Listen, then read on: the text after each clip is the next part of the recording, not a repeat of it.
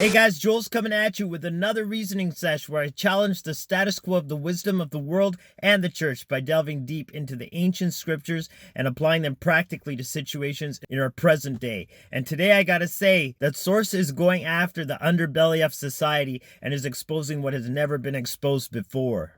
Come now and let us reason together. Come now, we can talk it over. But if you like these videos, go ahead and give it a thumbs up and hit subscribe for more like content because I'm always making videos like this. The Great Awakening is upon us, and Source is really bringing this message out to those of us that have ears to hear and hearts to put it into action. But with that out of the way, I'm just going to jump right into it. Today I'm going to be reading from the Oracle of Obdiyah, or Obdiyah in the English. This is literally the shortest oracle in the Hebrew scriptures, and it's prophesied against the nation of Edom, or the lineage of Esau, which was Yaakov's brother. We'll get deeper into that in a bit here, but I'm just going to read a couple verses here. From the 3rd verse, it says, "The pride of your heart has deceived you, you that dwell in the clefts of the rock, whose habitation is high, that says in his heart, who shall bring me down to the ground?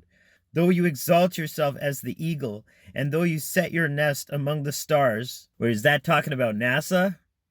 "Thence will I bring you down, says Yahweh." So yeah, NASA included, we're talking about those organizations and institutions that have funneled money out of society for ill purposes. But if you really look at agencies like NASA or the UN, you can see the Masonic undertones in the symbolism. And that's what I want to touch on in this episode, because that's all run through a Luciferian paradigm.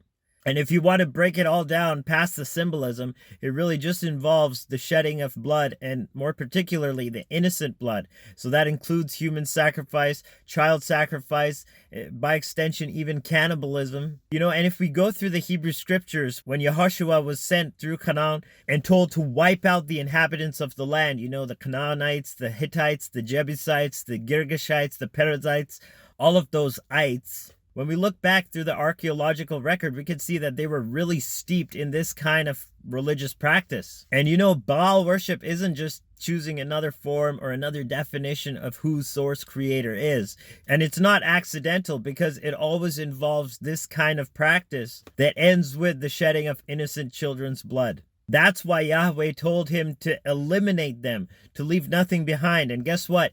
Throughout the kingdom period, the Israelites never really got them out of their system. And what we're dealing with today is literally the remnants of this same spirit. So growing up, I never understood what Yahweh really meant. I just read the English version of the Bible and I said, this God is kind of schizophrenic. He says, I'll bless you, but then he's wiping out all the enemies and he has more blood on his hands. Like, what is this? But that divine justice is what he was commanding them to do. And because they were let off the hook and the ancient Israelites were feeling sorry for them the same way we were feeling sorry for them without understanding the nature of divine justice, guess what? We're dealing with the exposition of this very same spirit in our present day.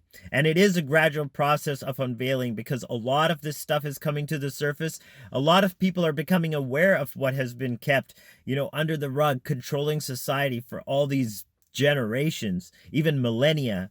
Because, groups like the Rothschilds and all these things that head up these organizations, they trace their lineage a few centuries back, but actually, if you really dig into it, they're tracing it thousands of years back. And when you really get to the bottom of it, there's not only the Khazarian branch, but a lot of these groups are actually from the house of Esau, who was Yaakov's brother, who was at enmity with him throughout most of his life. And he even frustrated his own parents, Yitzhak and Rivka, when he took daughters of Chet to be his wives. They said, can you not find wives among your own brethren?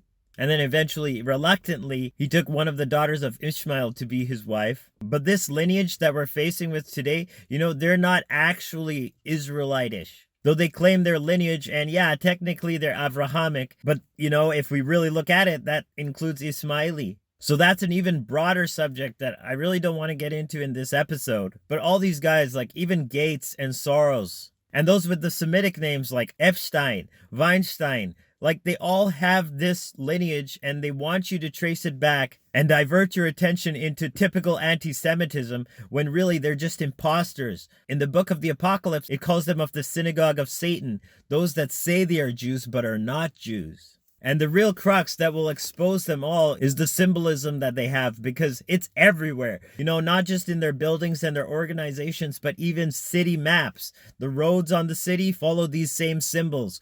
Google is full of these symbols, from Gmail to Play Store.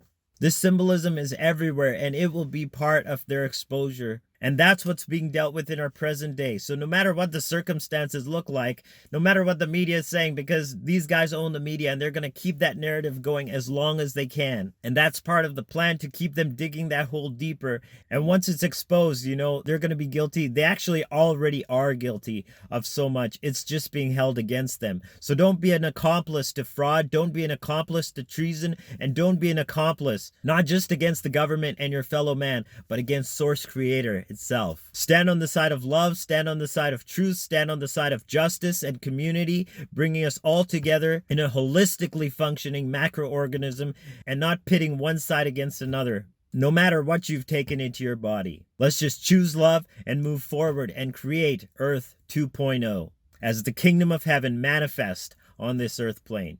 So I love you guys from the bottom of my heart. I'll check you in the next reasoning sesh or another video of mine. Joel signing out once again. Agape, Salaam, Namaste, Shalom.